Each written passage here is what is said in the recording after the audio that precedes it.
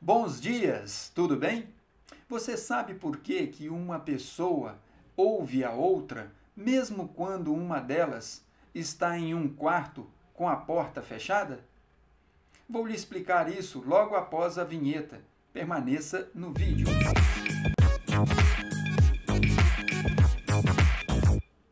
Saudações, minha querida, meu querido, seja bem-vindo ao canal Física Toda Hora.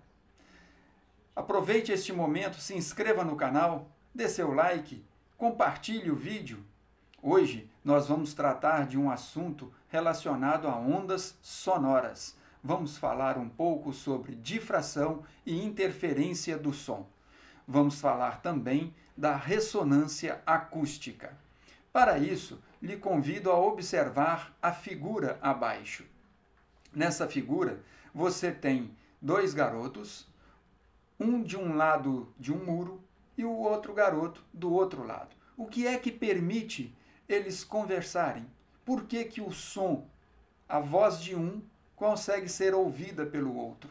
Tal como a pergunta que fiz agora há pouco. O que ocorre é que as ondas têm a propriedade de contornar os obstáculos. Esta propriedade, este fenômeno, nós chamamos de difração. Nós vimos isso no vídeo de difração, polarização de ondas anterior. Nesse momento, nós vamos falar apenas do som. Quando esse garoto grita aqui do lado esquerdo, ele emite onda sonora que tem um dado comprimento de onda. E essas ondas conseguem contornar o obstáculo e atingir o ouvido do outro garoto. Mas como assim contornar? Por que contorna?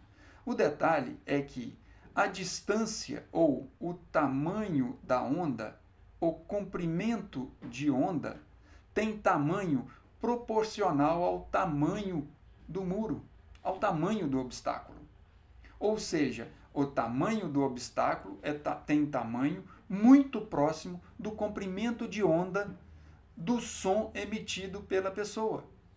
Isso ocorre no nosso cotidiano. É por isso que a gente escuta uma pessoa, mesmo estando uma delas dentro do quarto com a porta fechada.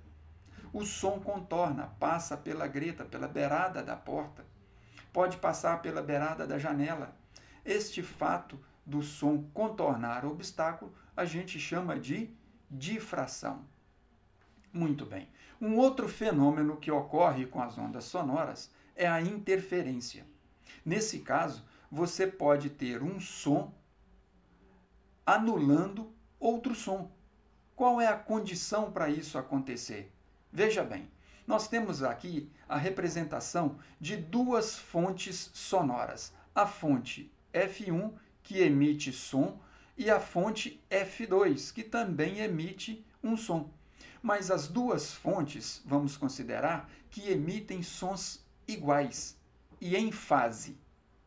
Ou seja, elas estão emitindo som com a mesma frequência, mesma altura, mesma intensidade, que é a mesma amplitude, e em concordância de fase. Quando a fonte 1 produz uma crista, a fonte 2 também produz uma crista. Nessas condições, fica mais fácil da gente entender o fenômeno. Agora, vamos considerar um ponto P qualquer nas proximidades dessas duas fontes.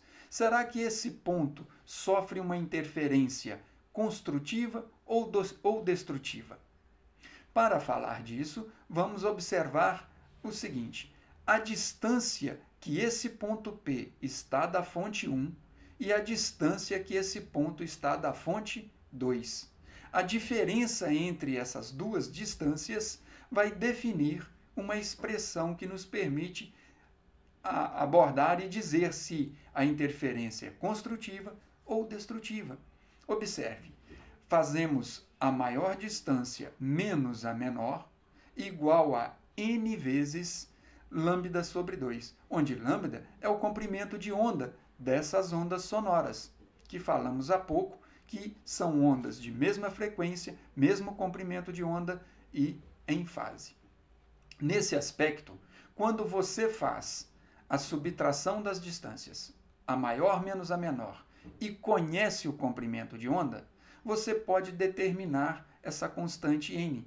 Se essa constante for par, você terá uma interferência destrutiva, desde que as fontes estejam em concordância de fase. Agora, se ao determinar o valor de n, você obter um número ímpar, 1, 3, 5, a interferência vai ser destrutiva. Tá certo?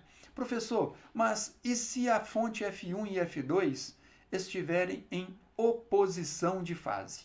Neste caso, inverte. Se as fontes estiverem em oposição de fase, o N par terá interferência destrutiva e o N ímpar terá interferência construtiva. Melhor você memoriza uma delas e, se for em oposição de fase, você faz o contrário daquilo que você já conhece. Tranquilo? Muito bem. Um outro fenômeno que ocorre que você já deve ter ouvido dizer ou já assistiu a algum vídeo, é que uma pessoa, ao dar um grito, quebra uma taça de vidro ou de cristal. Esse fenômeno a gente chama de ressonância. E como que ocorre?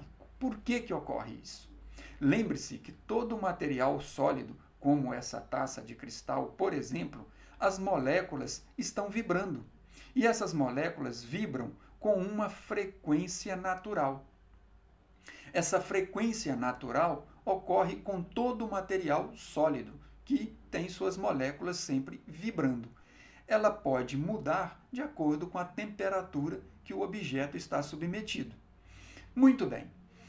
Quando uma pessoa dá um grito, ela produz um som que tem uma intensidade, um certo volume e tem também uma certa frequência.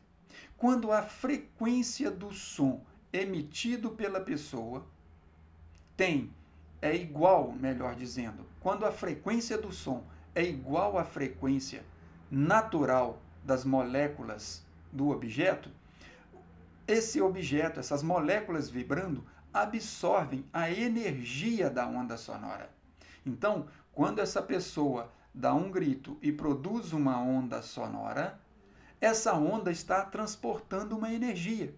Quando a frequência dessa onda coincide com a frequência natural das moléculas do objeto, essas moléculas absorvem energia e aumentam a amplitude de vibração. Aumentando a amplitude de vibração, as moléculas vão ficando afastadas uma das outras, aumentando esse afastamento. E com isso a elasticidade do material é rompida. Por isso que um material se quebra. Então, não adianta a pessoa gritar com um volume grande, um grito forte. Não é isso que faz quebrar a taça. O que faz quebrar é a frequência. O som não precisa ser forte para conseguir quebrar a taça. Basta coincidir a frequência do som com a frequência natural de vibração. Ocorre, então, absorção de energia e, por isso, quebra a taça. Muito bem. Espero que você tenha compreendido os conceitos desses fenômenos e, a partir de agora, você pode estudar, compartilhar esse vídeo com seus colegas e se inscreva no canal. No mais, aquele abraço e até o próximo vídeo.